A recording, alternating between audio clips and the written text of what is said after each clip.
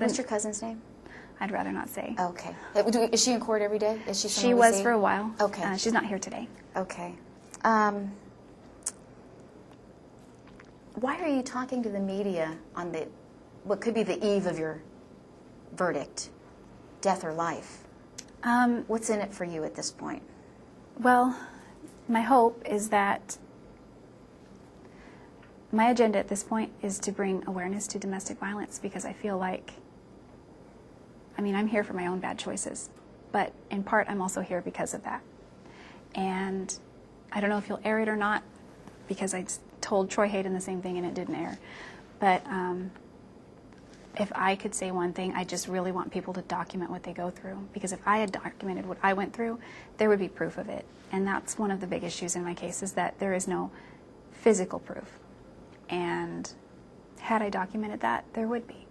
And to this day, even my sister goes through things with an ex, and she documents it, or she says she does, but then sometimes she doesn't, and those things could help her later. Is that what all the recording was about? Were you documenting at that point, or why did you start recording conversations? And it just seemed a little odd that it was a private moment and then you were recording those things. Well, was it? That's just something we did. I've never done that with any guy before, and he wanted to, and at that point I was probably willing to, I was really a dumb girl at that time. I was probably willing to do anything for him. But he didn't know you were recording it. Yeah, he did. He knew you were recording his conversations. Okay. Yeah, that's what we talked about it on a chat conversation right prior to that, except it didn't come in as evidence. Okay. So the other reporter before me sort of touched on this. From the outside looking in, the world looking at Jodi Arias at this point, they think that you love the attention. You've allowed us to do interviews with you on the eve before the verdict. Are you enjoying the attention, for the record? No, not this kind of attention. Not the kind of attention that I receive. Well, I'm not really aware of the attention. I'm very insulated where I am. And so, I get a lot of support mail. Tell me about that. What kind of support mail?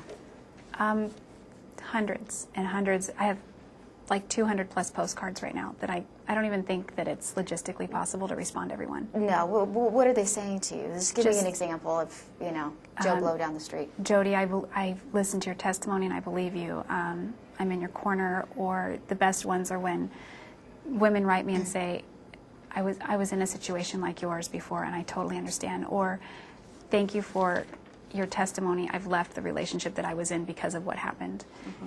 Things like that. That if I can motivate one person to get out of a bad relationship, or if I can motivate one person to at least document what's going on, something, then that's better than if they just went down the path that I went down.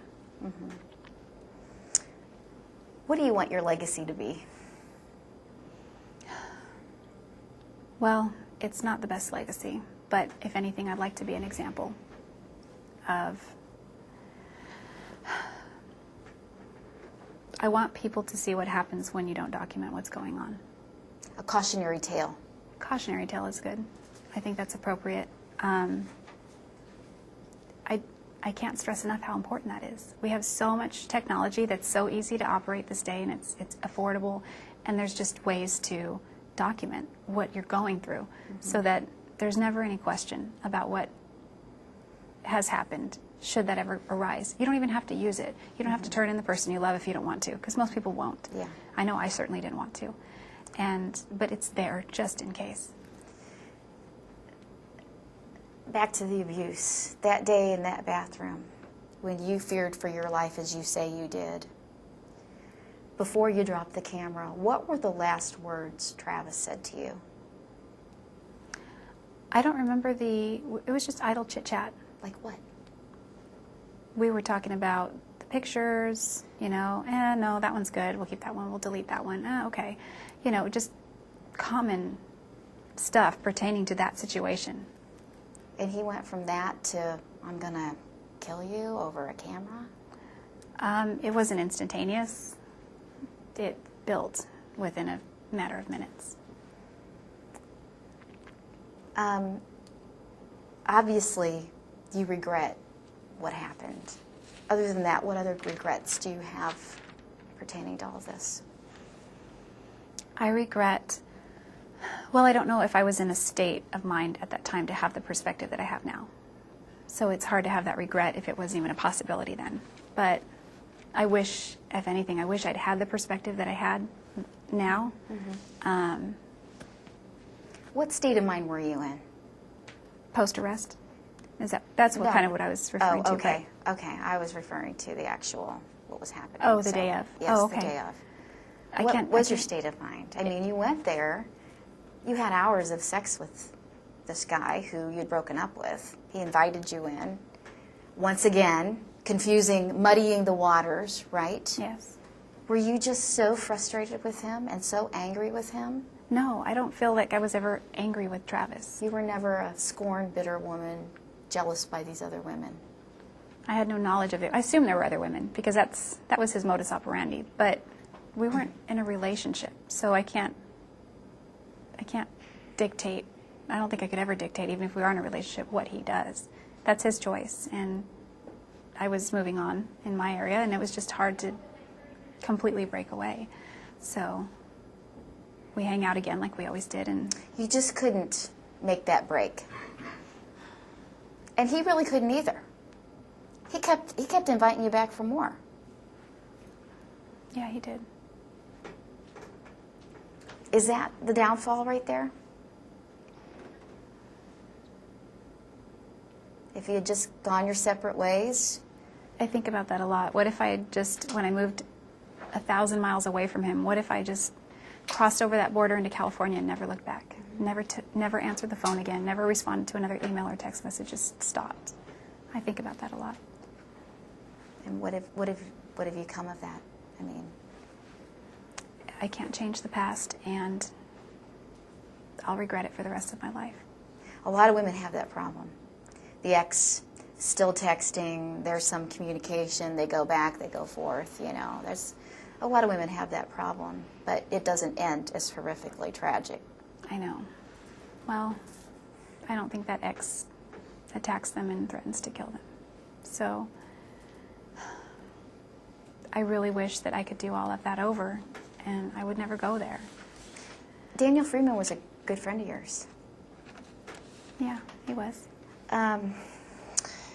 He told us in an interview, not me, but one of our other reporters, that he felt that if it was an option, that you should get the death penalty. How does that make you feel, someone who was a good friend of yours at one time?